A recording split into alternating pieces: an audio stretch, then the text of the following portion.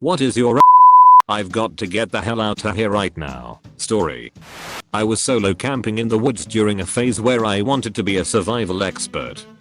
I hiked out, miles from any roads or building, built a shelter, and then hiked back the way I came. Less than a mile away from my camp, I found a dead coyote, decapitated, gutted, and laid out like a sacrifice or something. The eyes were gouged out, and it was strung across a big flat rock. A rock which I used as a marker on the way in, so I know it hadn't been there a day before. I ran out of there as fast as I could, knife at the ready, probably 10 miles back to my house. I still have no idea who would have done it, but I know I didn't want to run into them in the woods alone. I was leaving for work at 5:30 am, while it was still dark. I locked the inside door handle and walked out the door, pulling the door closed behind me. As I turned around to walk off the porch toward my car, I saw 4 men jump out of a van and start coming toward me. The street was otherwise empty. My heart was pounding, and I felt panic start as I was digging in my big messy purse for my keys to unlock the door and get back in my house. The whole time, I'm just thinking they are going to grab me, shove me in the van, and me. I was able to get back in my house before they made it to me, but it scared out of me. Turns out they were immigrations officers looking for someone who used to live in a house, and that is standard practice for them if they think the suspect will run. Did they show badges when they told you they were immigrations officers? They showed my husband when he went outside to figure out what was going on after we realized they weren't leaving. They were wearing black tactical gear, so I couldn't see any that identified them before that. By the way guys, if you are enjoying this video so far, don't forget to like this video and subscribe to the channel. It will help us out quite a bit, and if you don't enjoy the videos in the future anymore, you can always unsubscribe. Let's get back to the video. After I graduated from college, I finally landed an interview with a guy who was starting his own company. The economy was and I so wanted a job. I went in for an interview and quickly noticed that he double locked the door behind me. It was a small office in a strip mall. I immediately started to panic and then realized that no one else was there. He had me sit down and took questions into the interview. He tried to put his hand up my skirt. I was wearing a business skirt suit. I got up and ran, and thankfully was able to open the locks and get the hell out of there. My mom accompanied me to every interview after that for a while. Edit. Wow, I didn't expect this to blow up. Here's some answers to the questions. 1. My mom didn't go in with me to every interview after that. She would go with me, make sure it was safe, and that I felt safe, and then would wait outside. 2. I didn't report him, because stupid me at the time thought it was my fault. When I ran into my car I called my mom and she asked me not to tell my dad in fear that my dad would kill the guy. 3. It was for an analyst role in Chicago. 4. I'm okay now.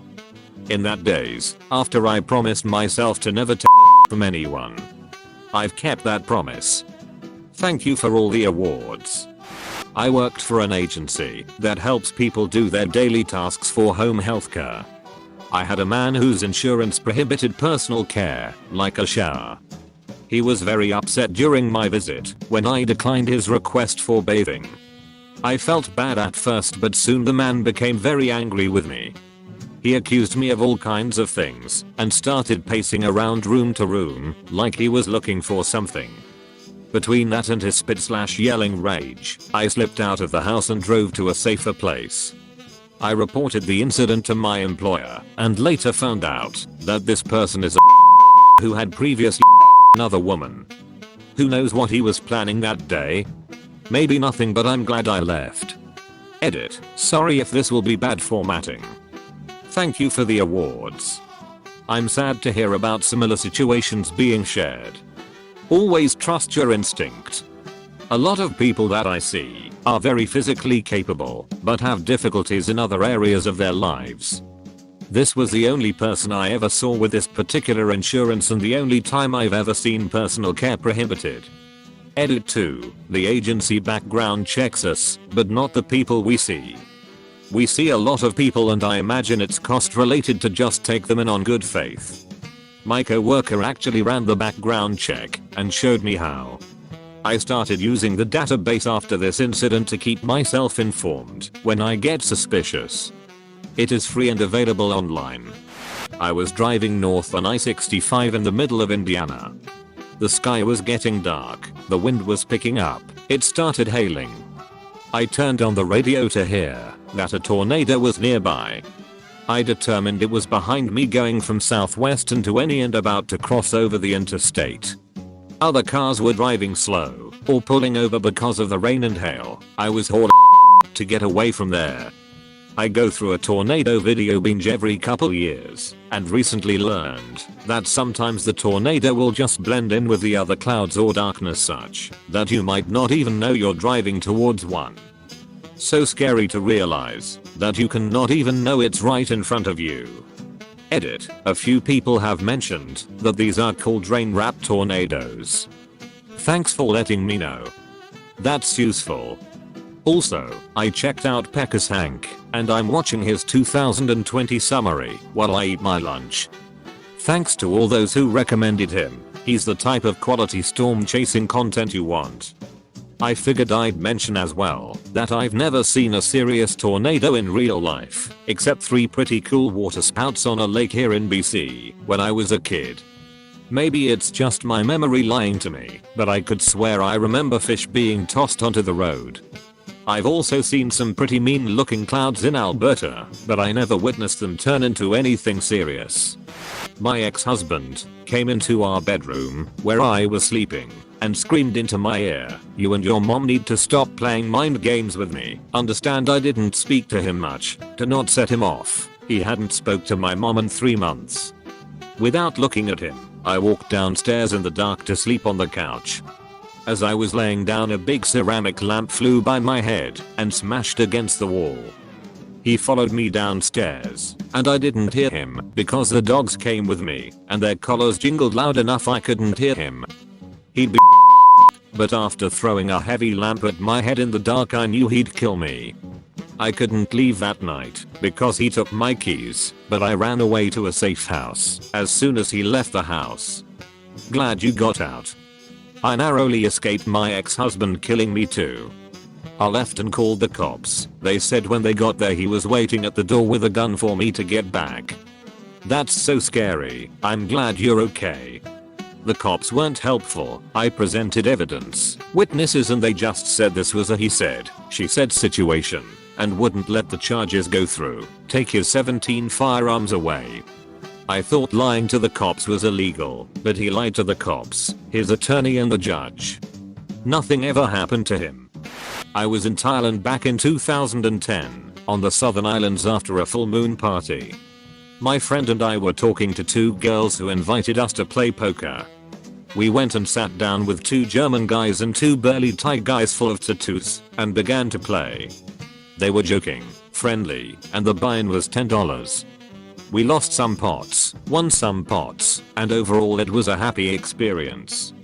The Thai guys beat us, and on the last hand I managed to claw my chips back to about $8.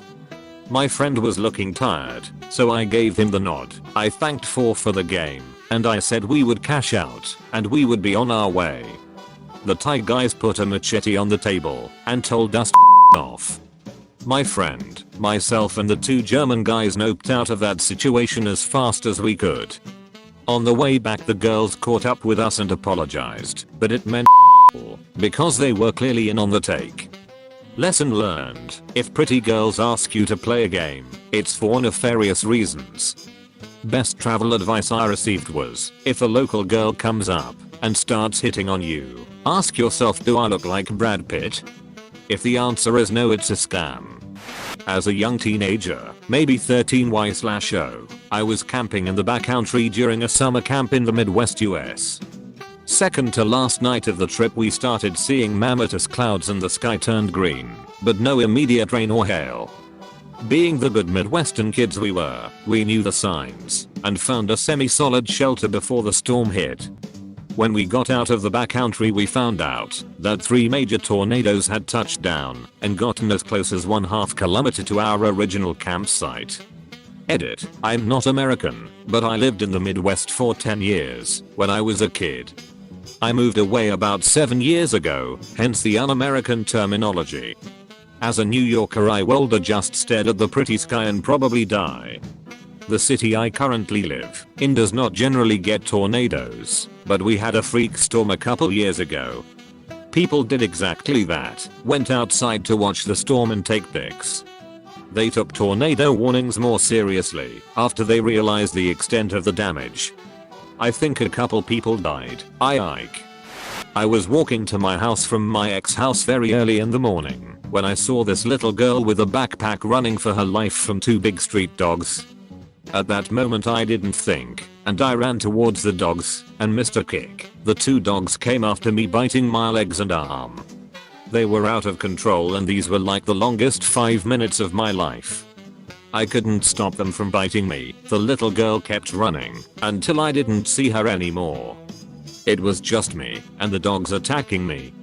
I tried to climb a fence to get inside a house, but I couldn't when a taxi driver stopped and went out of the car with a short stick and he tried to scare them off, giving me a chance to run. And without thinking I got inside the car. The guy just ran a couple of times around the car with the dogs behind until he got in, and he drove off like really fast. He took me to the hospital where I got a lot of stitches on my legs, arms, and hands. That guy is my hero. Every now and then I go to his taxi stop and give them sandwiches or something. We never knew what happened to those dogs. You probably saved that kid's life. More than likely. The damage a dog can do to a child is horrific. Ops a feckin' hero. One time I was driving through Kansas in the middle of the night with my girlfriend on a road trip, summer of 2017. We had issues with the car breaking down in Nebraska and were sputting along until we reached Colby, Kansas and waited for night, so the roads were less busy. As we were driving along, not HWY 70, but just south to stay off the highways, a semi caught up to us. The car didn't want to go past 50 to 60 miles per hour, and I didn't want to push it and break down. Needless to say, I was going too slow for this semi-truck. For about an entire hour this guy's riding my flashing his lights, etc. Never honked his horns though. I would slow down and pull off to the side a little bit to let him pass, but every time I did he would slow down too and give me a ton of space. It's now about 2 to 3 AM. We are in the middle of nowhere coming up close to the border of Colorado. He is still constantly riding up to my and turning his lights on and off again. We finally come across a gas station and pull over to a pump on the right side. I cannot emphasize how literal I mean by middle of nowhere. It's flat deserts forever in all directions. It's an empty shell gas station that is closed and dark AF. We hope the truck will just pass us, and we pretend to pump gas. This truck slows down all the way and stops right there on the road next to us. He proceeds to back his truck up enough to pull into the gas station behind us, perpendicular to our car. I start losing looking around. I'm standing outside of my car, and my girlfriend is screaming for me to get back in the car. This guy gets out of the semi and starts walking directly towards us. He is only about 50 yards away when I notice a small brown pickup truck sitting on the backside of the shell, eerily placed. I notice there is someone in it.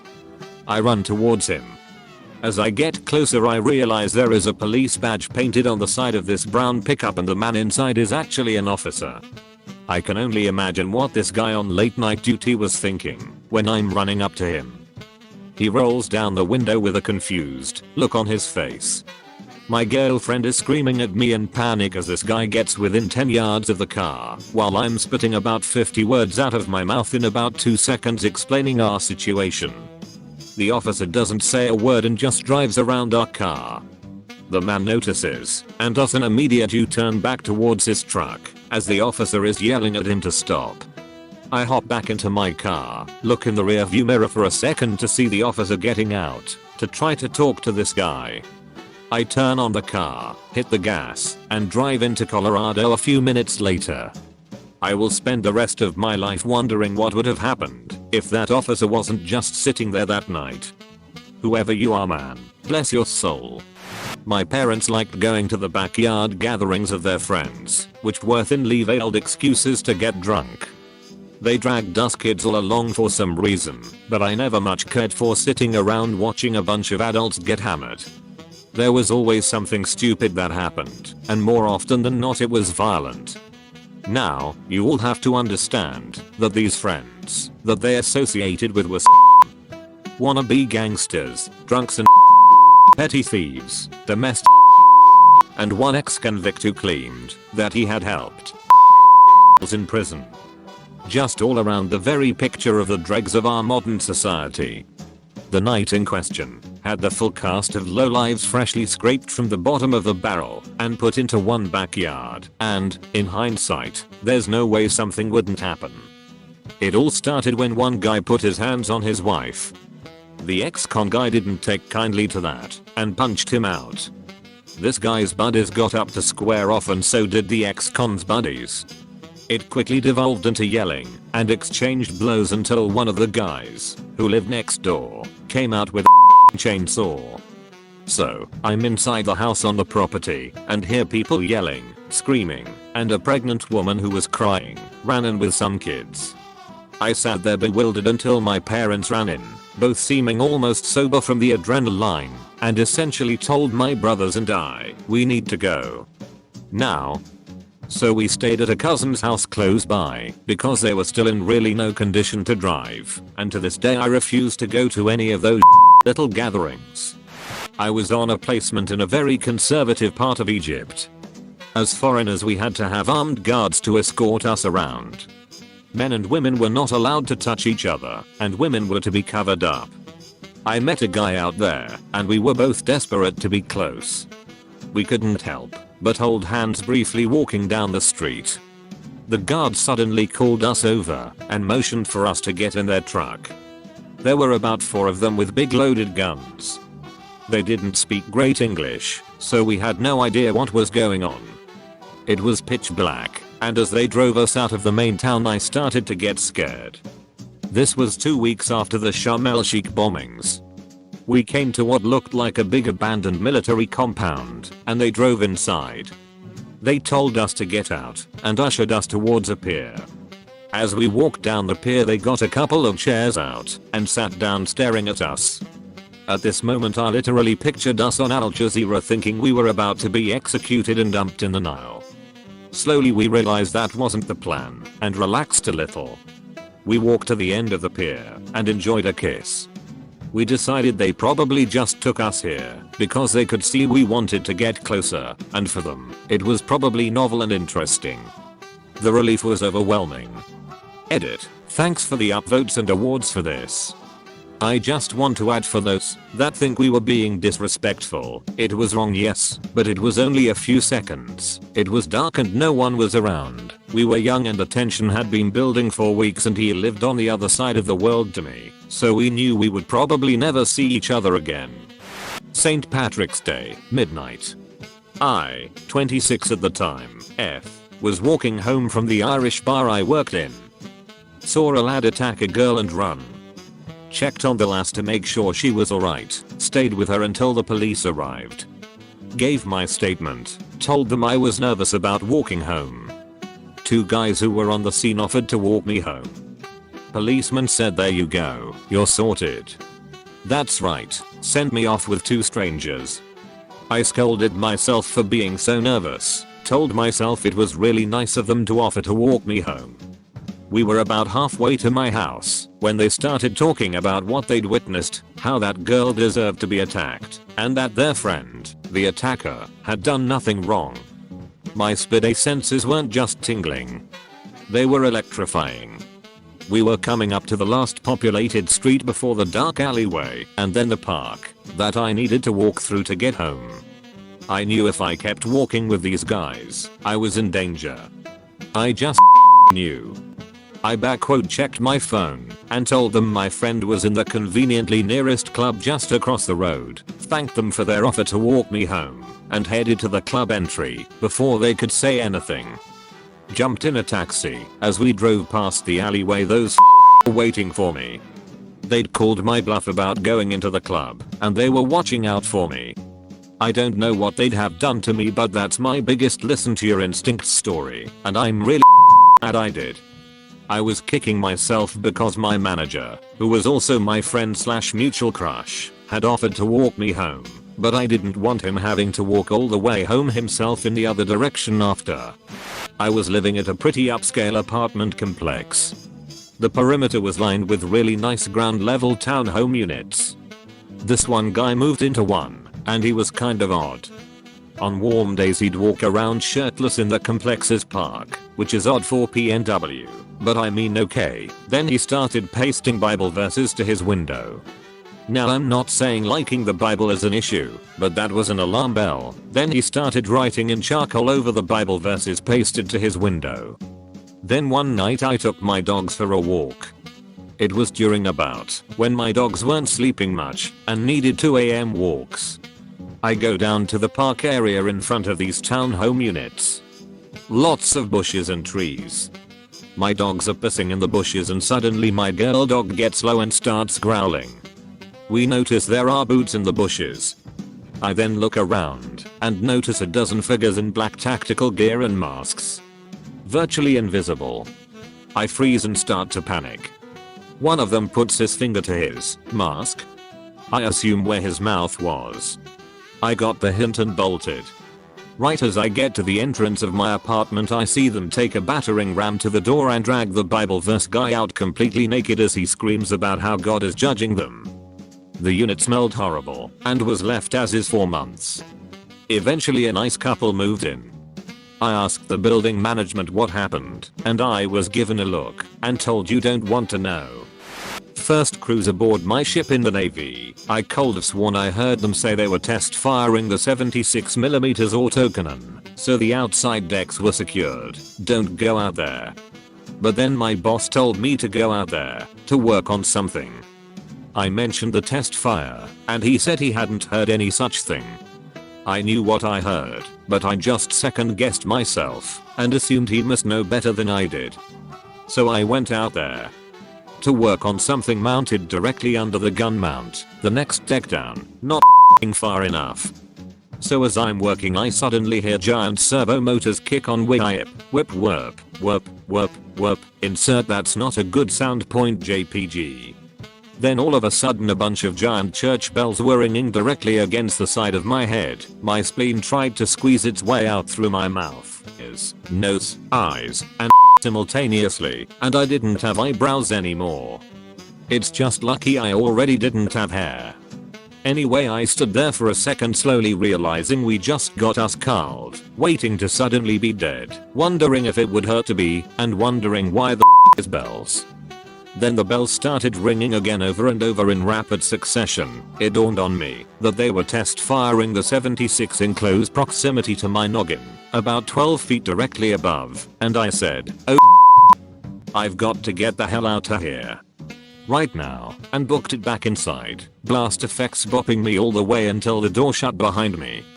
I was once on what I thought was a closed municipal airport landing strip smoking the devil's lettuce. Long story short, it was in fact not closed. A word of advice? When trying not to get landed on by an airplane, go backwards not forwards. This is the end of the video. Thank you guys for staying with me till the end. If you enjoyed watching this, you might as well watch these too.